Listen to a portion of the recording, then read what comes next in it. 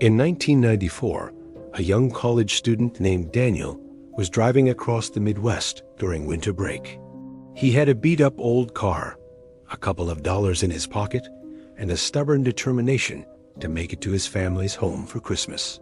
By the second night of his journey, a heavy snowstorm rolled in. He pulled off the interstate and found a cheap roadside motel, the kind with flickering neon lights and an empty parking lot. The sign read, "Vacancy, rooms $25. The manager, an older woman with pale skin and unusually cold eyes, handed him a key to room 6 without saying much. Daniel was exhausted, so he didn't think twice. The first night when he entered room 6, something felt wrong. The air was heavy, colder than the storm outside. The furniture looked dated, almost like it hadn't been touched since the 70s.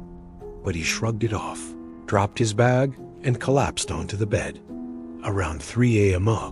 Daniel woke up suddenly. The room was pitch black, except for the dim light seeping through the curtains. He thought he saw a tall figure standing in the corner. Frozen, he blinked hard, telling himself it was just his eyes adjusting to the dark. But the figure didn't disappear. It stayed there, motionless, watching. He fumbled for the lamp on the nightstand, but when the light flicked on the corner, it was empty. His heart hammered, but eventually, exhaustion won. He convinced himself it was just his imagination and drifted back to sleep. The second night. The next evening, after another long day of driving, Daniel reluctantly returned to room 6. He thought about asking for a different room, but he didn't want to seem paranoid. That night, the scratching began, soft at first, like fingernails dragging along the walls, then louder, circling the room. Daniel sat up in bed, his breath visible in the freezing air. Suddenly, the bathroom door creaked open on its own, and from the dark bathroom, a shadow taller than any human he'd ever seen began to stretch out into the room. Daniel leapt up, grabbed his bag, and bolted out of the room without even putting his shoes on.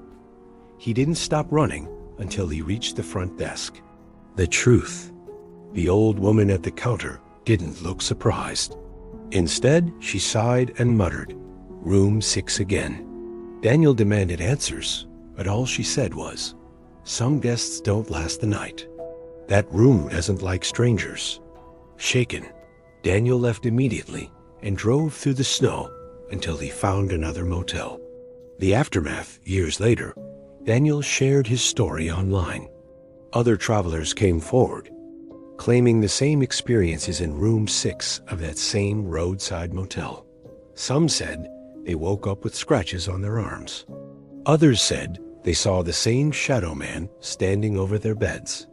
Locals later whispered that, back in the 1970s, a man had been murdered in room 6, his body left for days before anyone discovered it. Since then, the motel struggled to keep tenants in that room. To this day, the motel still stands, though most people who know its story avoid room 6 entirely. But sometimes late at night, passing travelers still see a tall, dark figure standing in the window, staring out at the highway.